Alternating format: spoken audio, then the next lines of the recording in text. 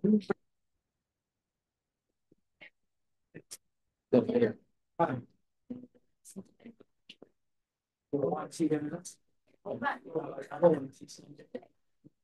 okay na.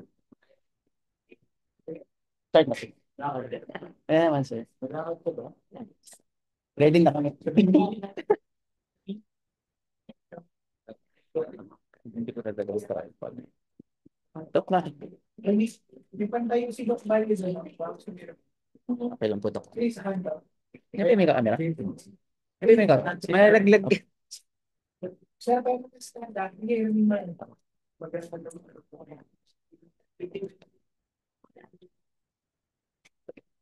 Sir, pa yung stand-up. Lagyan mo na stand si Dr. Frela. Lagyan mo na stand ba?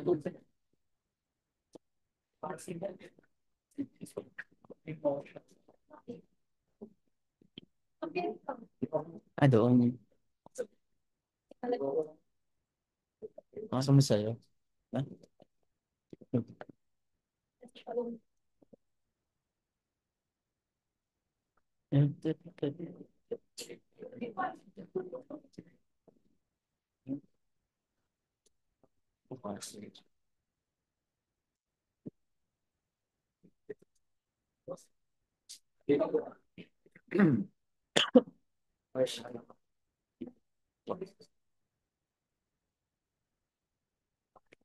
Yun, check. Siguro, may experience kayo.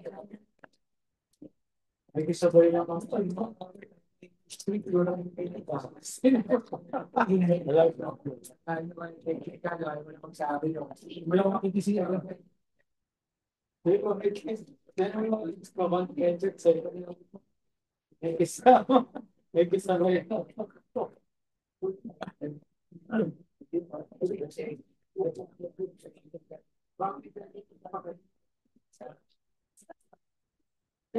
So, Diba si Ugay, nagmamadali. ay, sir. Kumpay. Ay, Mamaya, ikaw. ay, sige, sige. Hindi na siya set up. Si Ugay, nagmamadali. Sabi sa akin, sir, di ko ba? Saan siya mo? Ah, may... Ah? Ano yun? Wait. Strisyo siya sa link. Grabe naman yun na yan.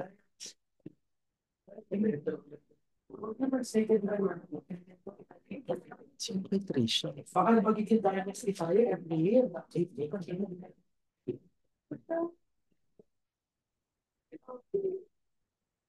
Hindi na tayo dynasty. Baka every year. Hindi na po. Dalabo. Hindi na.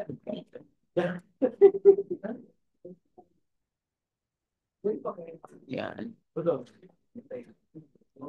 Sana. Bakit nabubog na yung laptop? Trisha kasi. Bakit?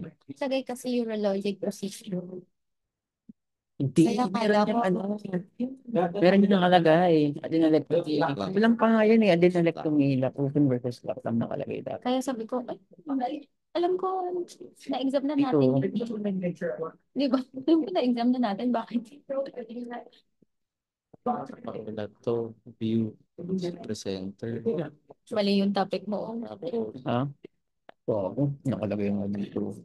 Ano ba yung picture nila? Pagre-report ko ulit, mali topic. Grabe. Sa'yo, pagod na maglipad ng maglipad. Si Shea. Oh. Ay, balik kami na. Nagamat yung. Ito, ibang At lagi ko to. topic. Iba yung Masyadong topic. broad dito. Ako sabihin na panila ko. Edit mo lang, edit mo lang. Kitang-kita nilang lahat. Euro na specifically Oo, na at trend. yan. Di naman kasi part talaga yun sa taas lang. Actually. Ano? Baka naman pwede mo i-type soon. Tayo na.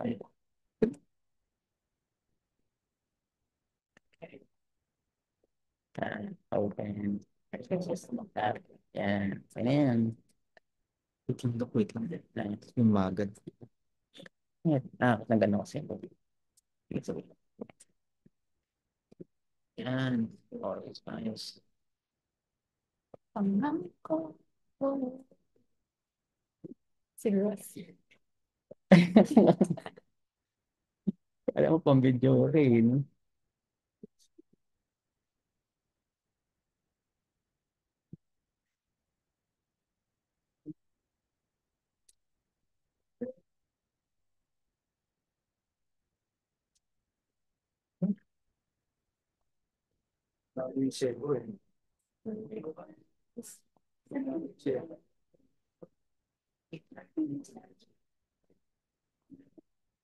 Di ba yung air fryer lang yun.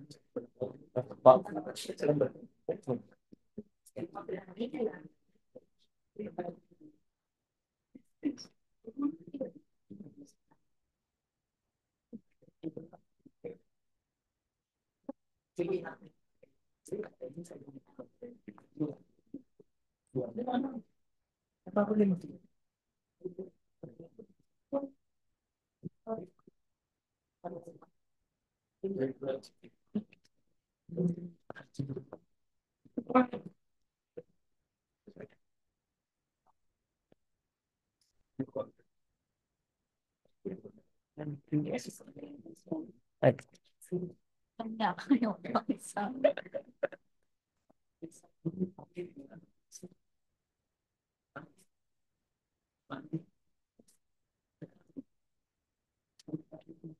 ay.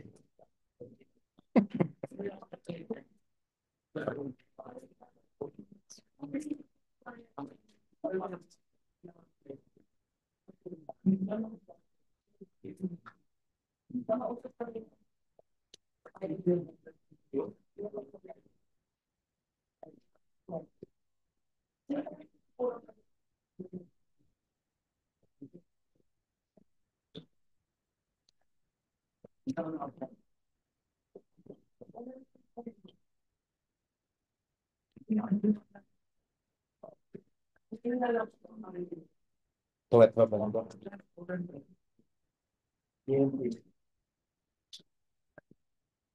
Kasi maliit yun yung way to. Ito one. In hard mas.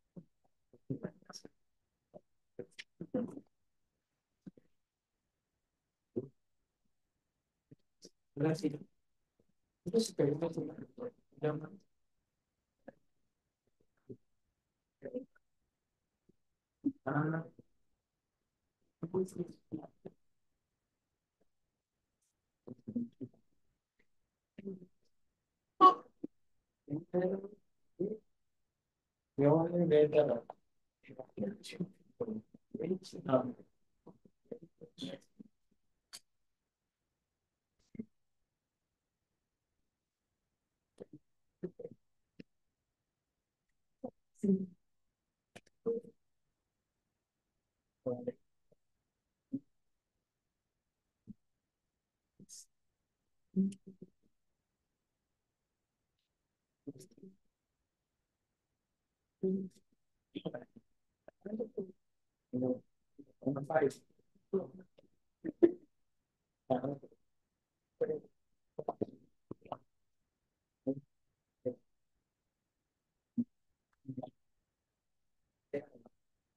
Nagyari si JX, start na ba? Sabi ni MJ, Di. stop. Pag na yung reserve leave, So, good afternoon, doctors. For today's conference, Module 9 renal. Okay. For our prayer, let's put ourselves in the holy presence of our Lord. Please stand.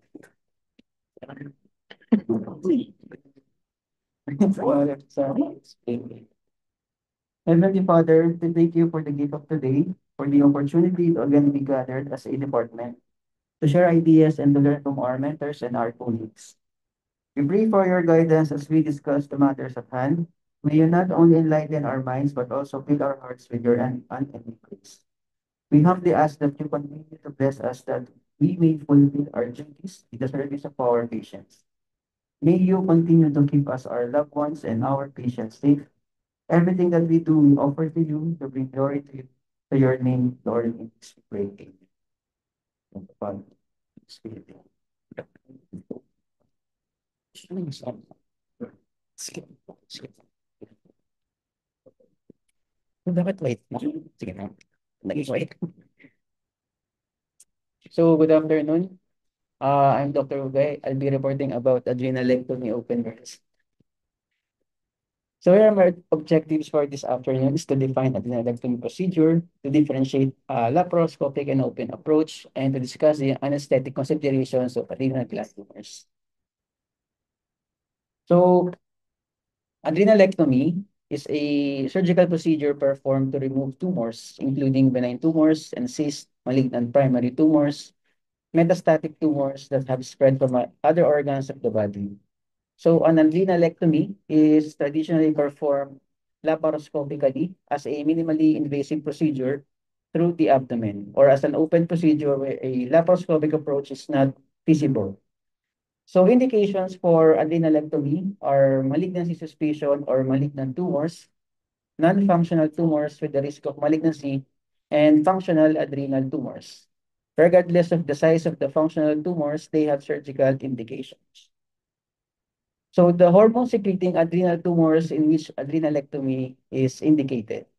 We have the Cushing's syndrome that arises from the hypersecretion of glucocorticoids produced in the fasciculata adrenal cortex, the Cons syndrome that arises from an hypersecretion of aldosterone produced by glomerulosa adrenal cortex, and pheochromocytomas that arise from adrenal medulla and produce catecholamines. We also have adenomas that arise from the reticularis layer of the adrenal cortex, which rarely releases too much adrenal androgen and estrogen. But this may also develop and have an indication for adrenalectomy. So in adrenalectomy may be performed using a laparoscopic or open approach. It may be approached transabdominally or retroperitoneally. So the choice of surgical approach depends on the size and nature of the lesion. So the patient's general characteristics and the expertise of the surgeon. So we have the laparoscopic adrenalectomy. Lang. Tignan ko ito. Ayan. So laparoscopic adrenalectomy can be performed transabdominally or retroperitoneoscopically. The most common type of surgery performed in the world is laparoscopic transabdominal adrenalectomy, in which most surgeons are more familiar with. Although transabdominal adrenalectomy is frequently performed with the lateral approach, it can also be performed with an anterior approach.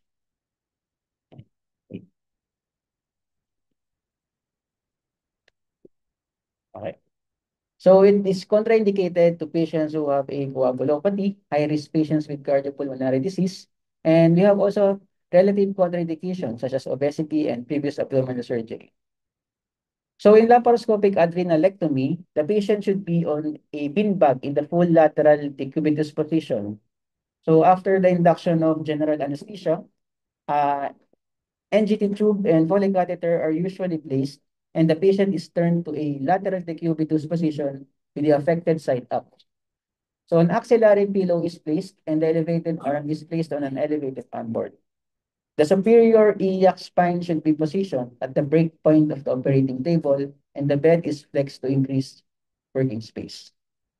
So you should also take note that careful support and padding of extremities and torso is also important. So anesthetic technique for laparoscopic adrenalectomy, general anesthesia, and usually an epidural should not be necessary for laparoscopic for purpose of anesthesia if the procedure is performed laparoscopically. And complications in laparoscopy, as previously discussed, we have pneumoperitoneum, hypercarbia, pneumothorax, and bronchial agitation. And in adrenal tumors, there is changes in BP due to the surgical manipulation of the adrenal that may cause increased BP and dyspneas. Post-op care, continue monitoring BP and adequate pain controls. So the laparoscopic approach offers significant advantages over an open approach, including decreased hospital length of stay, decreased post-op pain, decreased intra-op blood loss, and decreased overall 30-day post-op complications. On the other hand, we have the open adrenalectomy. It is indicated to patients who have malignancy or suspicion of malignancy, such as adrenocortical cancer or the malignant pheochromocytoma. The tumor size also matters. If the tumor is more than 6 cm, adrenocortical cancer with no local invasion, and more than 6 cm of pheochromocytoma and more than 12 cm of adrenal mass.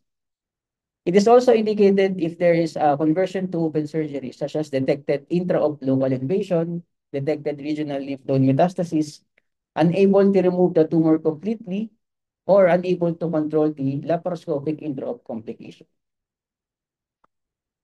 So in open adrenalectomy, it can be performed in open transperitoneal approach because this allows easy access to both the adrenals and it is preferred for large tumors. So a midline or bilateral subcostal incision is used and patient is in supine position.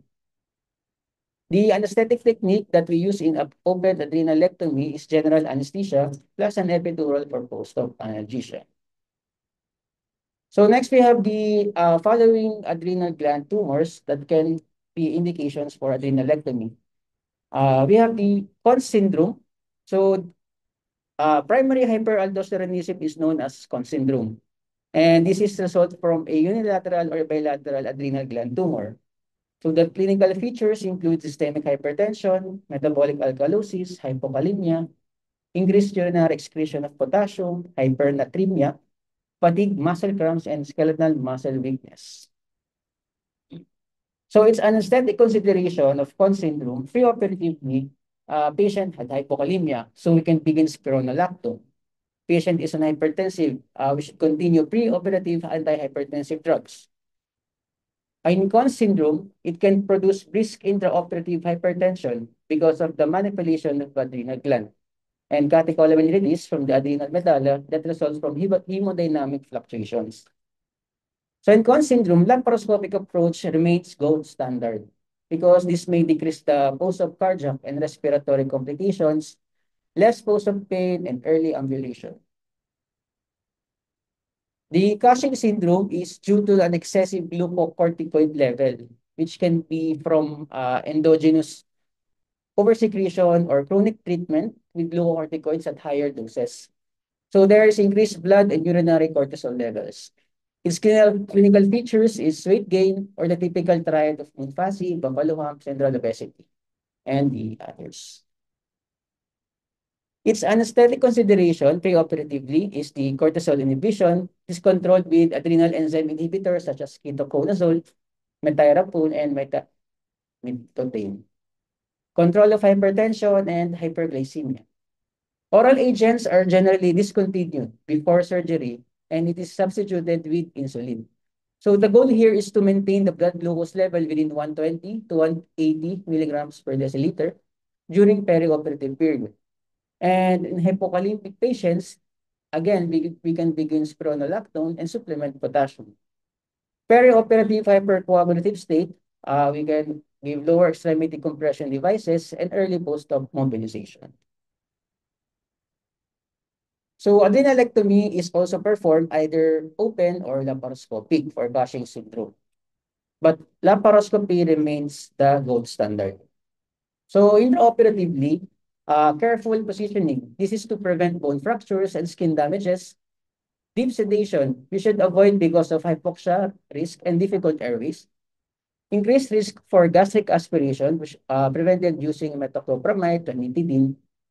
Possible difficult airway management due to central obesity and use of epidural catheters for pain control.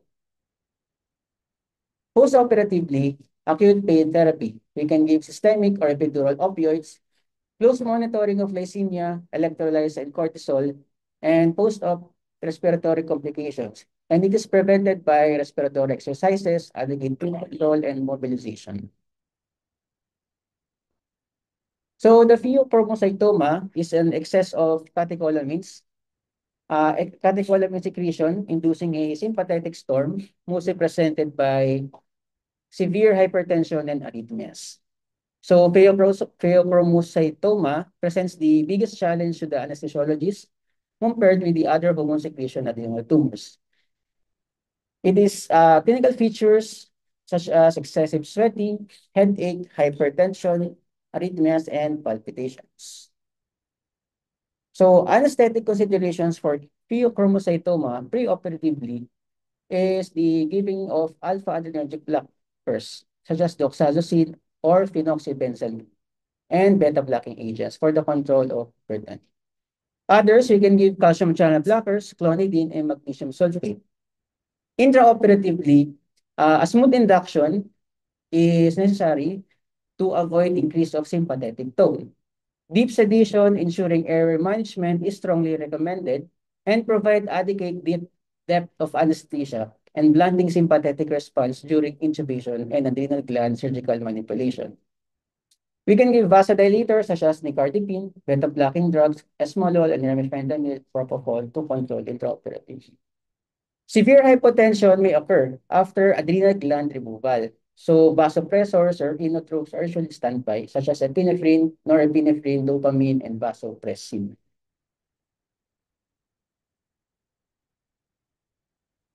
Ayun lang po. Thank you. Seth. Seth.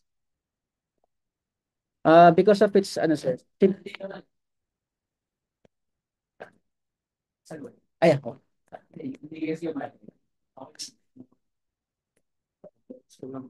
Because of its, ano sir, sympathetic dysfunction sir. Yung control po sir intraoperatively. Yung medyo challenging po talaga. I think one question sa service news.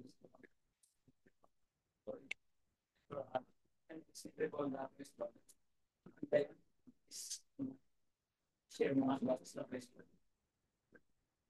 Hindi ko na maalala. Hindi ko na maalala. Kinalimutan ko.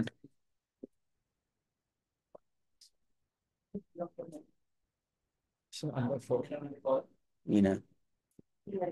May fail po. Ano post-alpha stimulation? Hindi ko alam. Kailangan Parang feeling ko yun na alpha blockade first. ayun nga, nasa blockade mo. Pre. Hindi yung exact question ko pa. Oo. Sabihin mo, hindi yun exact question.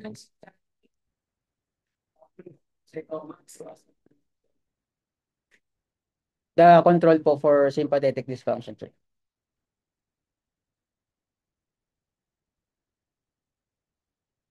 What is the important medical management? In preparing the patient for surgery, you know, say, for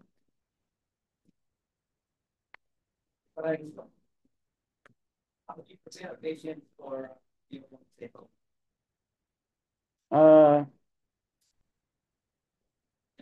Combination po, sir, of alpha-adrenergic blockers and beta blockers po, sir. Yan po. Yun po yung mainstay therapy po. Preoperative. ano, ano, Alpha-adrenergic. Yung alpha-adrenergic blockers po before the beta. Yes, sir.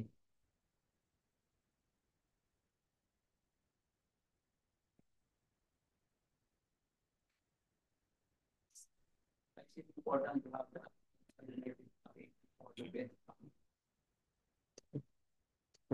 Post-alpha stimulation. Sagutin na. If you started with the blockers, you can have Ano better post-alpha?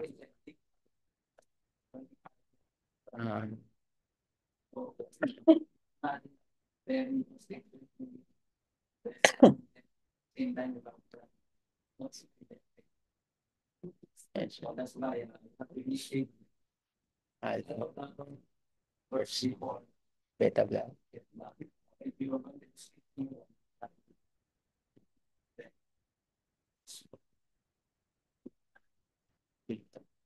Yes, sir. Thank you, sir. Beta last. Wala po po. Wala po, sir, sa amin. Okay.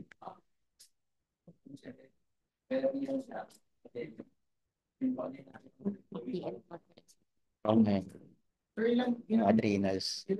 weeks or days yung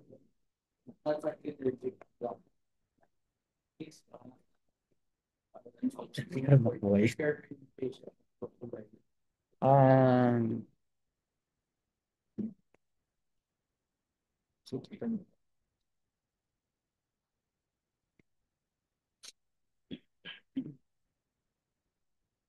hindi ko rin ako ilang weeks in bed alarm.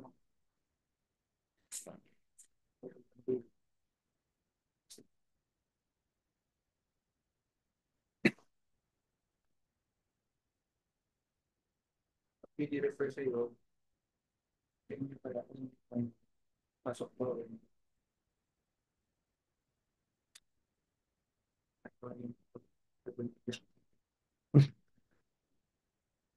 sa nakagawa.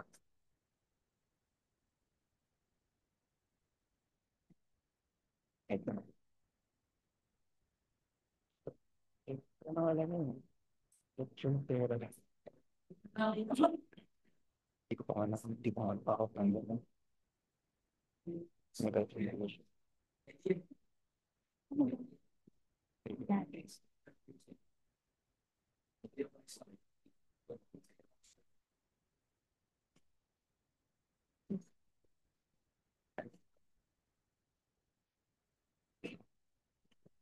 Wala. Ako lang ang makita eh.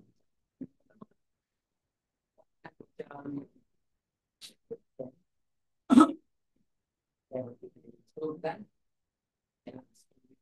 2 weeks. 2 weeks daw. Okay. At least 4 to 6. kasi nga, yung dapat yung connection and this last Pati ko evidence.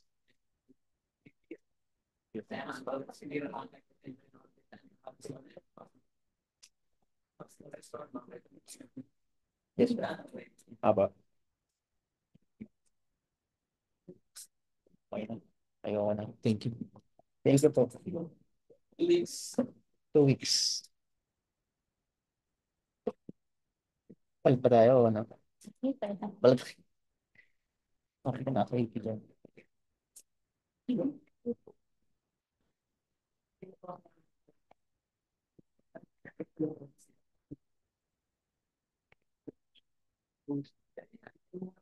Sige na hypertension.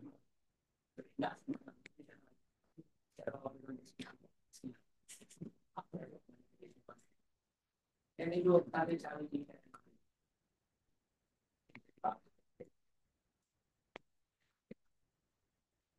Ang issue, diba? Kung sila sa democrat. Um,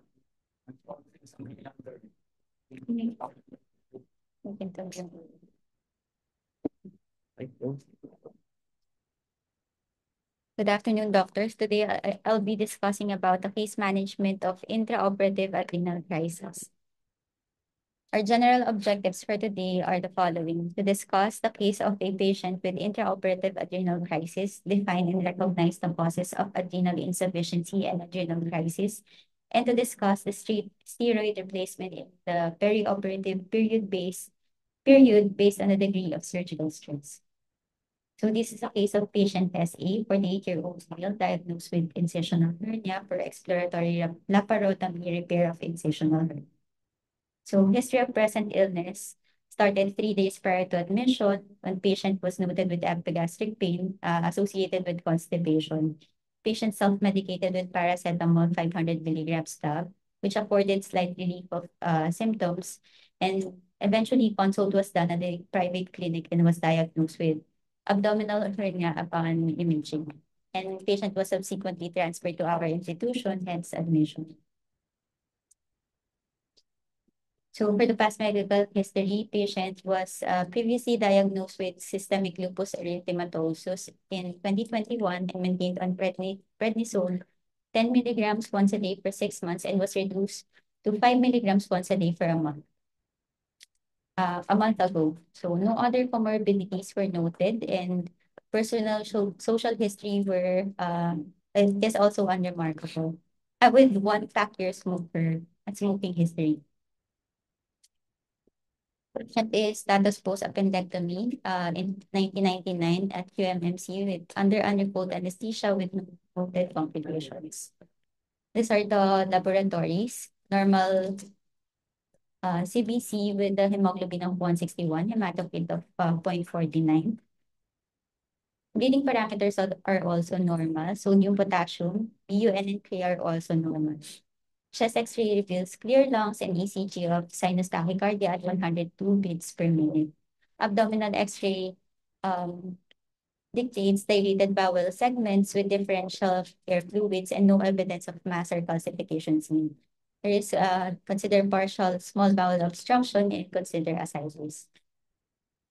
So the patient is seen at the ward, conscious, coherent, and not in distress with vital signs as follows: BP of 140/80, heart rate of 105 or 24 cycles per minute, and temperature of 36.1. Patient weighs 90 kilograms with the expected blood volume of 6,750 ml and allowable blood loss of 2,670.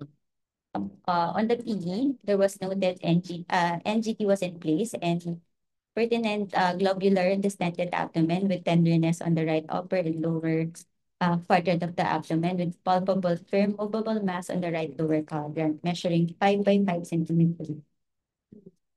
Patient is classified as asset 2E with the airway assessment of Malampati 2, thyromental distance of 5 to 6 centimeters, incomplete condition, adequate mouth opening, and good microbility. Our plan is for JatarsI using agents fentanyl, propofol, succinylcholine, rocuronium, and O2 placebo fluoride to maintain. Post-op meds for paracetamol, ketorolac, and nalbuphine 10 milligrams IBQC for 4 doses. So for the intraoperative events at 8:40 a.m., the patient arrived at the OR stretcher bound, awake, coherent, and not in distress. Patient was spoke to monitors and anesthetic plan was again explained. Pre-induction vital signs were as follows: P of 120/70, heart rate of 89, R of 18 cycles per minute, and oxygen saturation of 100%. Patient was then induced using fentanyl 100 micrograms IV, propofol 150 milligrams, followed by Selig's maneuver and succinylcholine 90 milligrams was given. After a minute, endotracheal intubation was done using video laryngoscope, Mach-4 blade, and ED tube size 7.5. Patient was then hooked to closed circuit using O2 placebo fluorine Mach 2% and was assessed through auscultation and chest rise was noted. Rocuronium 54 milligram IV was then given. Then equal breath sounds noted and ET tube was secured with tape at level 19 and echo noted at 38 centimeter water. The procedure started 20 minutes after induction. And then at the start of surgery, there was noted hypotension. BP range was at 70 to 80, 70 to 80 over 50 to 60 millimeters mercury. Heart rate of 97 and RR was assisted. O2 saturation was at 100%. Sevoflurane was titrated down to 0.8% and bolus of crystalloids given total of 800 cc and ephedrine 5 milligrams in increments of 5 milligram increments. The total of 30 milligrams were given, but still with persistent hypotensive episodes. Norepinephrine drip was then started at 0.03 microgram per kilogram per minute, however, still with hypotensive episodes despite titration. Current blood loss at this time was just at 150 cc. So the diagnosis of adrenal crisis was considered due to which 100 milligrams of hydrocortisone was administered with sustained improvement of hemodynamic profile. Systolic blood pressure increased to approximately 90 millimeter mercury within 10 minutes and was maintained at more than 100 millimeter mercury. Norepinephrine drip was titrated down and was discontinued eventually. So X-lab repair of incisional hernia was uneventful and our patient has sustained hemodynamic stability with no further complications. Total OR duration of 3 hours and 2 minutes. Crystalloids was 1,300 ml. Estimated blood loss of 300 ml and intra-UO of 1.1 ml per kilogram per hour. Reversal using Sogamadex 10 100 milligram IV was given and patient was extubated awake. Follows command prior to transfer to OR with the following vital signs. BP 100/60, heart rate of 92, RR of 16, and total saturation of 100%. So the assessment was incisional hernia, status post repair of incisional hernia, and Virgeta RSI. So this is a case of adrenal crisis. Adrenal crisis occurs when circulating adrenal steroid hormones are insufficient to physiologic requirements. It is triggered by anything that increases the person's normal stress level and the body is unable to release sufficient cortisol to respond appropriately. Sir,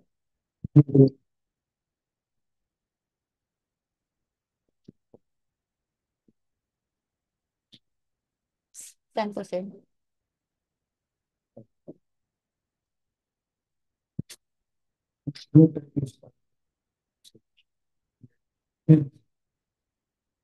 Saan, sir? Balik. Oh,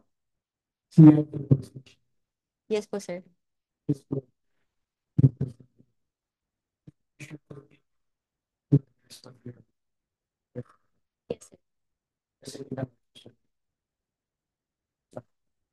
150 milligram. Within the range. Ah, sige po, sir. Kasi, Okay po, sir.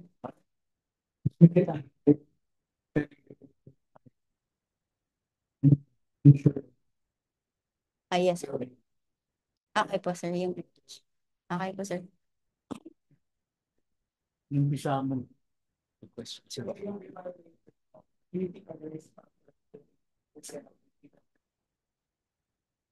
Sir, for our patient,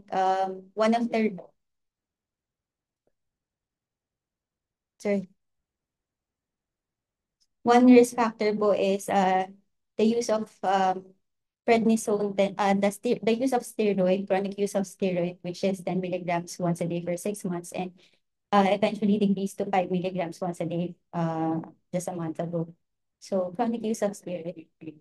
Yes po, sir.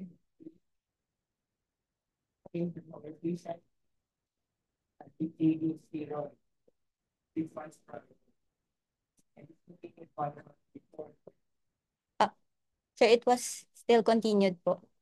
Yes po. Decrease lang po, sir. No, sir. Stress dose should be given din po. Yes po, sir.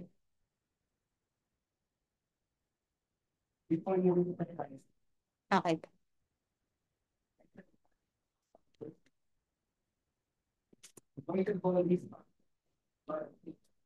Yes po, sir.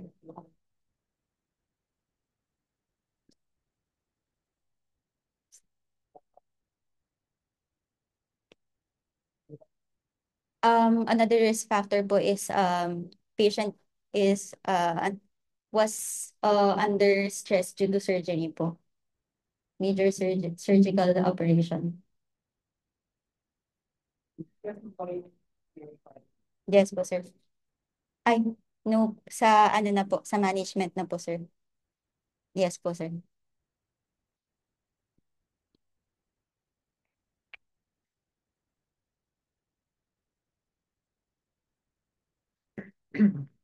Which may lead, adrenal crisis may lead to shock and vascular collapse. Typically, these are resistant to catecholamine and IVM resuscitation.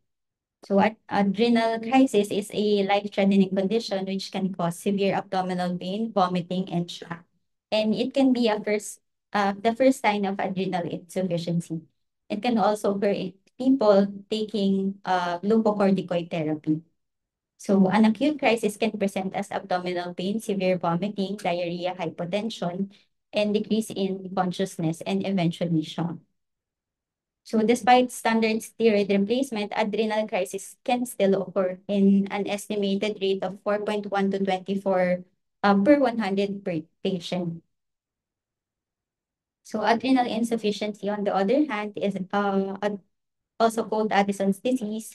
It's a chronic condition that can lead to adrenal crisis and can cause weakness, fatigue, weight loss, and dark skin patches. And if left untreated, it can also lead to adrenal crisis.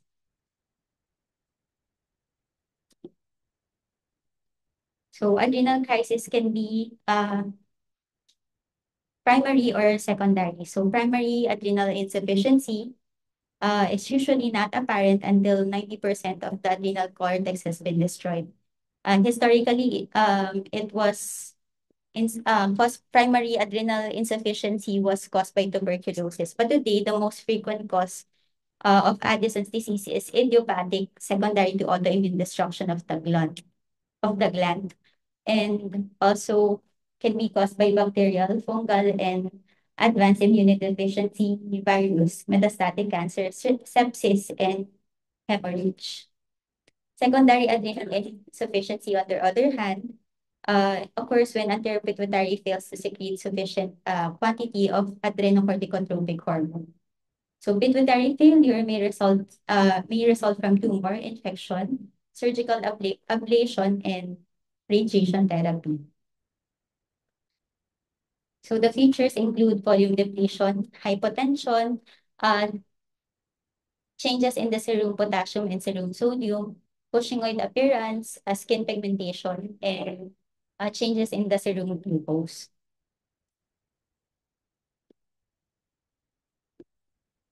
So for the management of acute adrenal insufficiency, hydrocortisone 100 milligrams IV bolus should be given, followed by hydrocortisone 100 milligrams Q6 for 24 hours.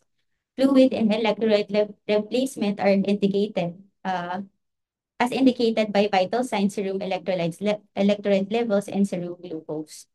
So a typical regimen of unstressed patient may consist of prednisone 5 milligrams in the morning and 2.5 milligrams in the evening, and or hydrocortisone 20 milligrams in the morning and 10 milligrams in the evening.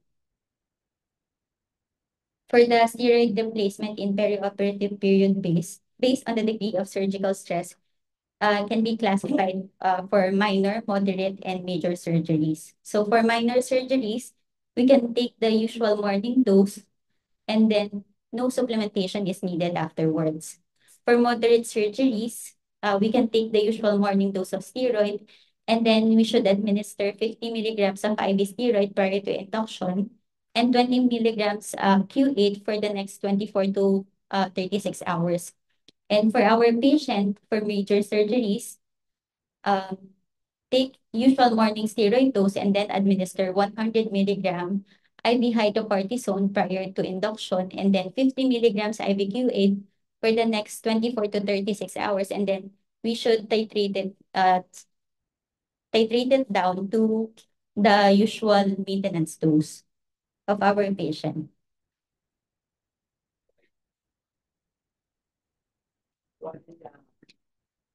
There's a changes in the dosage list of your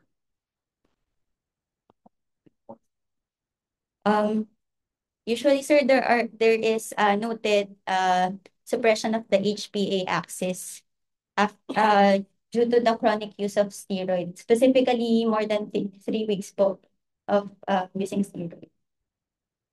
question is why there are different dosages for different types of surgeries.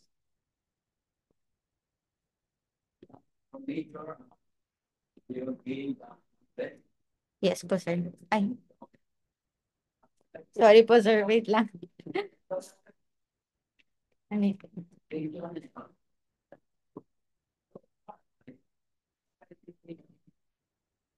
dosages.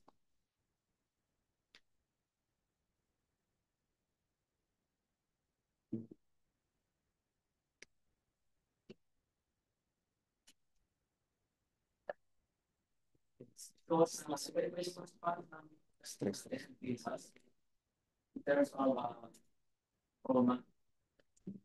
That's why it's a major according to the studies.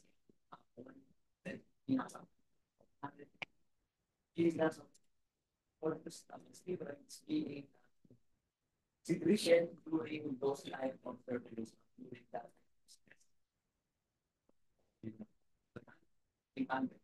nag-increase daw po by 50%.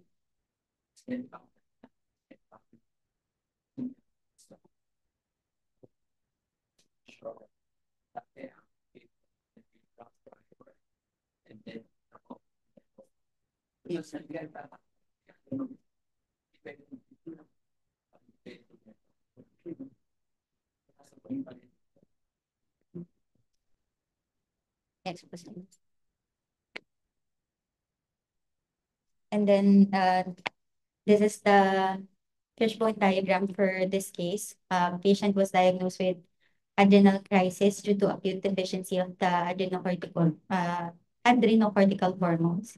And the cause for our patient is due to serious infection or due to major surgery, and as what have been mentioned earlier, the chronic use of steroid.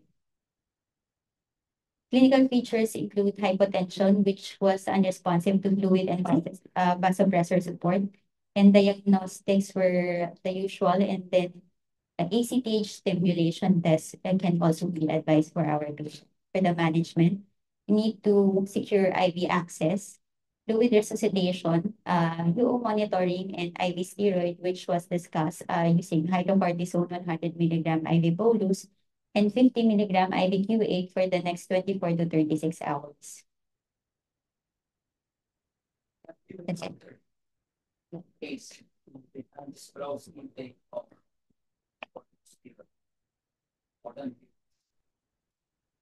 Undisclosed, no.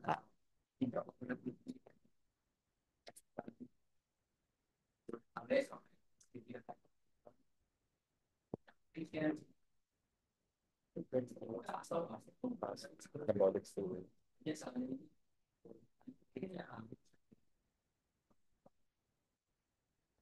people to work. Bago ba sa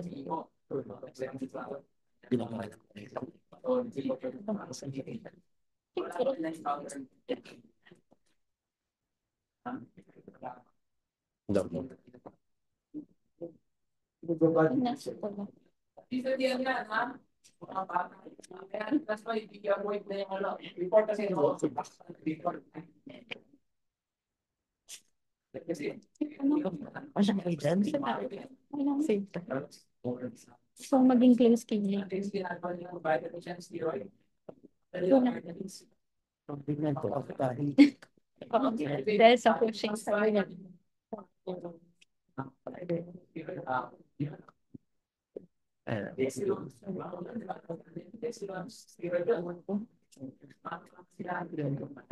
Open niyo po ito.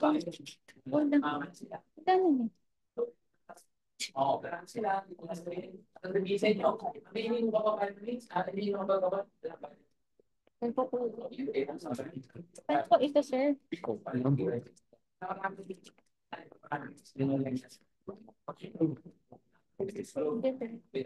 Kwento ko sa ulit ko.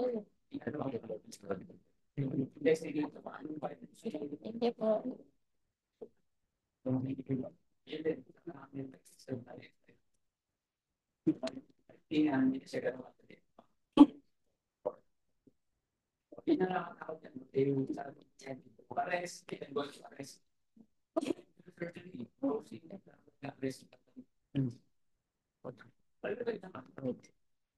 Rush, right ba?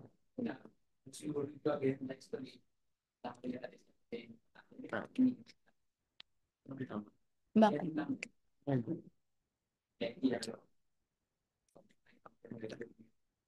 Ano gagawin mo? Enjoy na rin. Kinain na kami.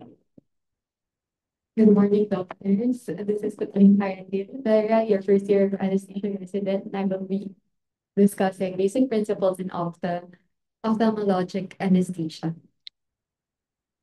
So my objective is to recall ocular anatomy, to discuss ocular physiology, including mechanisms that control intraocular pressure, to discuss pharmacology and ophthalmologic anesthesia, and to define oculocardiac reflex. So flash before you are the requirements the requirements for ophthalmic surgery lifted from Barash. And as an anesthesiologist, one must be knowledgeable about the surgical procedures that are unique to Octa. And procedures are classified as extraocular, which um, should elicit oculocardiac reflex, and intraocular, which should elicit low akinesia, patient movement, and control of intraocular pressure. Just a brief ocular anatomy. We have our orbit, a bony pyramidal cavity housing the globe and its associated structures in the skull. So the walls of the orbit are compounds like the greater, going up the sphenoid, maxilla, palatine, lacrimal, and ethmoid. The optic foramen, located at the orbital apex, transmits the optic nerve and ophthalmic artery, as well as the sympathetic nerves of the carotid plexus. So we have supraorbital notch, infraorbital foramen, and lacrimal fossa, which are all clinically palpable. So for the layers of the eye, we have the sclera, uveal tract, and retina. The sclera is the outer layer. It's the top fibrous white of the eye and is continuous with the cornea anteriorly. This is protective, providing sufficient rigidity to maintain the shape of the eye. The nimbus is the tissue where the cornea and the sclera meet, and it contains stem cells responsible for the regeneration of the epithelium.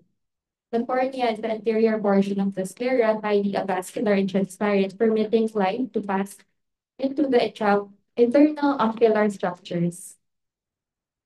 The uveal tract is the middle layer, vascular and in direct opposition to the sclera. We have three structures: the iris, ciliary body, and the choroid. The iris includes the pupil, which controls the amount of light entering the eye by contractions of three sets of muscles. Iris dilator is sympathetically innervated with iris sphincter, and the ciliary muscle is parasympathetically innervated. The ciliary body is posterior to the iris and produces aqueous humor. Ciliary muscle situated in the ciliary body adjusts the shape of the lens to accommodate focusing at various instances. The choroid constitutes the choriocapillaries, the large vessels and a network of small vessels and capillaries which supply nutrition to the outer part of the retina. And lastly, we have the retina, which is the innermost layer, and the neurosensory membrane composed of 10 layers that convert light impulses to neural impulses. The vitreous cavity fills the globe centrally. It is filled with vitreous humor, and the vitreous humor is a gelatinous substance filled within the vitreous cavity. Sorry. The lens is located posterior to the pupil, refracts the rays of the light, passing through the cornea and the pupil to focus images of the retina. The ciliary muscle includes contractile state, causes tautness, or relaxation of the lens nodules, regulates the thickness of the lens. The extraocular muscle aims the globe within the orbit, and they arise from a fibrous ring near the apex of the orbit and insert to the sclera. We have 6 extraocular muscles, which are superior rectus, inferior rectus, lateral rectus, medial rectus, superior oblique, and inferior oblique. Our eyelids have 4 layers: the conjunctiva, cartilaginous tarsal plane, levator palpebra, and the skin.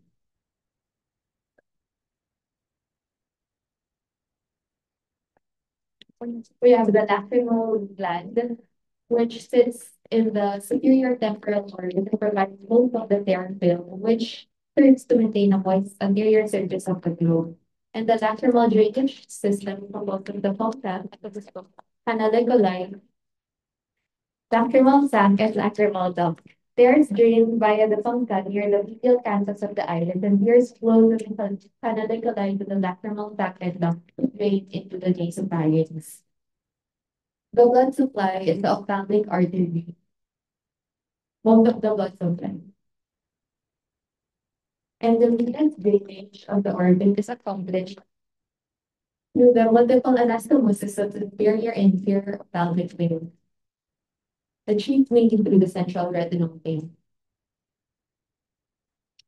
Our nerve supply, the optic nerve cranial nerve 2 carries the neural signals from the retina control the extraocular muscle. The branch of oculomotor nerve supplies the motor of the ciliary ganglion. Bronchial nerve supplies the superior oblique muscle of the sense nerve, supplies the lateral rectus muscle. Trigeminal nerve constitutes the most complex ocular and nexal innervation and carries touch and pain sensations. Sensation to the lower lid is via maxillary nerve. Sensation to the upper lid is via frontal branch of the ophthalmic nerve. The ciliary ganglion provides sensory innervation to the cornea, iris, and ciliary body. And parasympathetic fibers originate from the oculomotor nerve. Cranial nerve 3. Sympathetic fibers originate from the carotid plexus and travel through the ciliary ganglion to innervate the lateral muscle of the iris. Local anesthetic blockade of the ciliary ganglion produces a fixed mid-dilated pupil. The nerve supply, another nerve supply is facial nerve, which exits the base of the skull to the sphenoid foramen. The zygomatic branch of the facial nerve eventually divides into an upper branch, supplying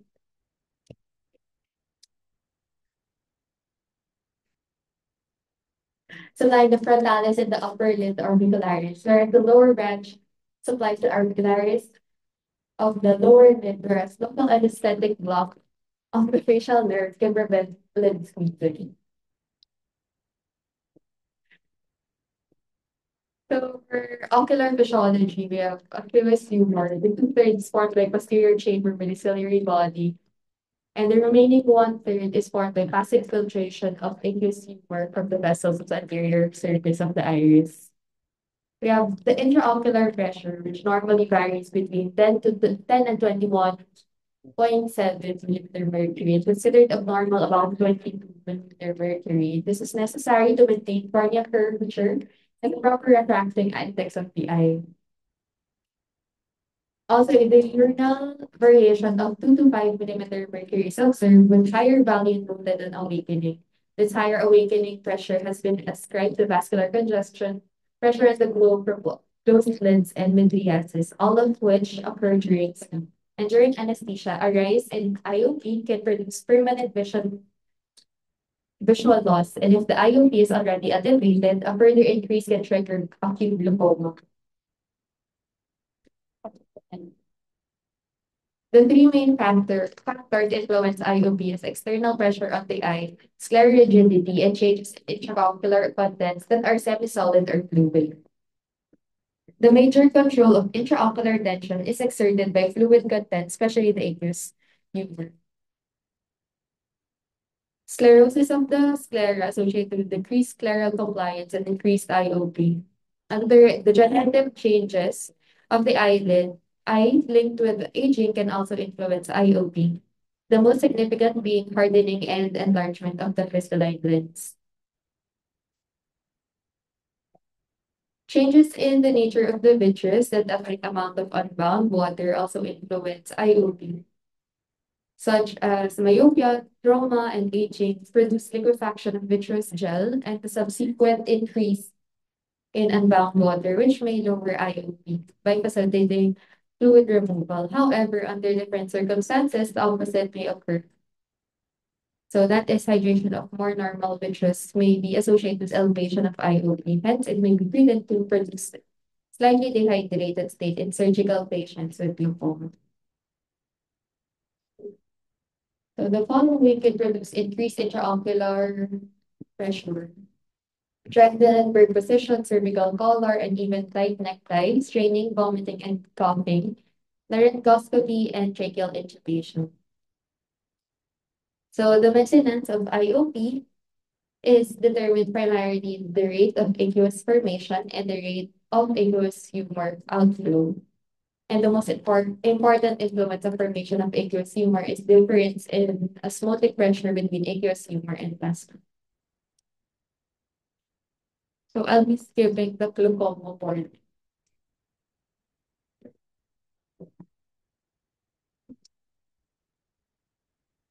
So the factors influencing intraocular pressure are the following: ventilation and temperature.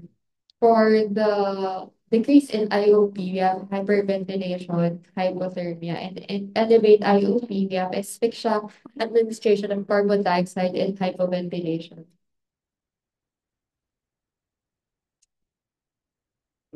For the airway management, there direct laryngoscopy, intubation, eventual extubation increases IOP, and the management should be sufficient depth of anesthesia upon airway insertion should be assured.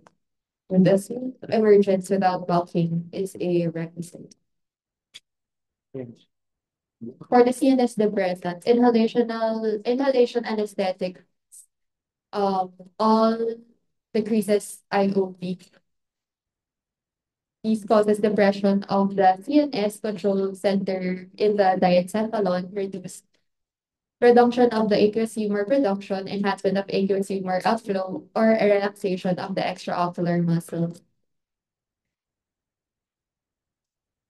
So the drugs noted are lowers IOP in both normal and concomitant eyes, such as corticosteroids, neuroleptics, opioids, tranquilizers, and hypnotics.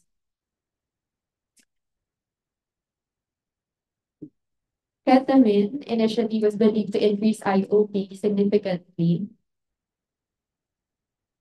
but slight increase in IOP appeared unrelated to the changes of the blood pressure or depth of anesthesia.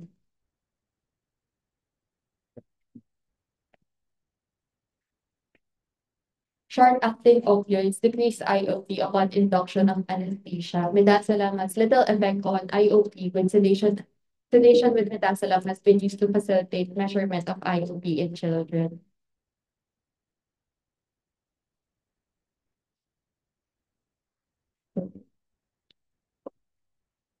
Neuromuscular blocking drugs, both indirect and direct actions of IOP. Non-depolarizing drugs such as your rocuronium and atropine directly lowered IOP by relaxing the extraocular muscles, and in paralysis of the respiratory muscles accompanied by alveolar hypoventilator. The latter secondary effect may supervene to increase IOP, and R6-phenylcholine elevates IOP. An average peak of IOP increase of about 9 millimeter mercury is produced within 1 to 4 minutes of IV dose, and within 7 minutes return to baseline, usually transpire.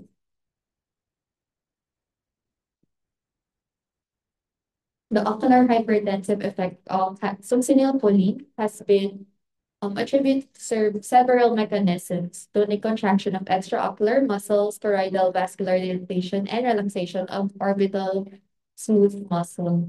Not the ideal agent for patients with penetrating ocular wounds. So this is a table, a short summary from Miller. So this is the name of the drug, mechanism, the use, and the side effects of these drugs to the anesthesia.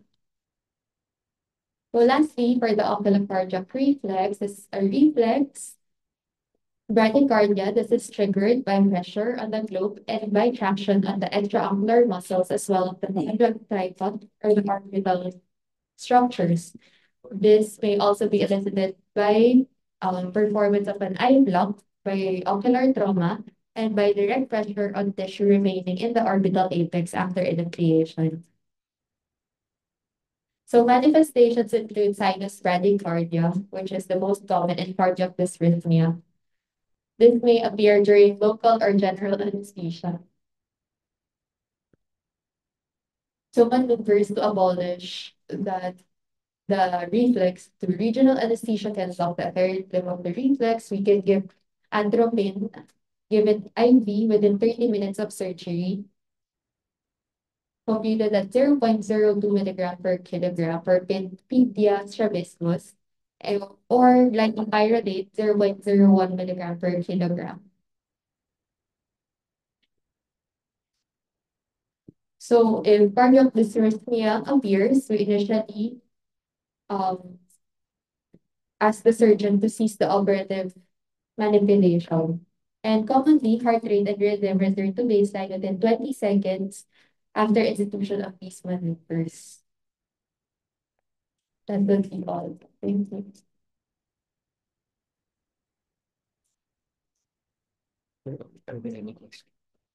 Are there any questions? You have a patient scheduled for CNP. And that setting. It will be the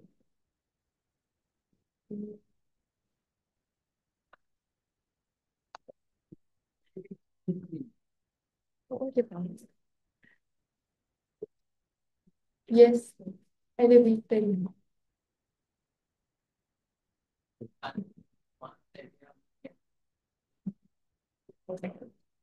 Yes, sir. Um, nakalabas. Ano? Tanggal na yung mata niya.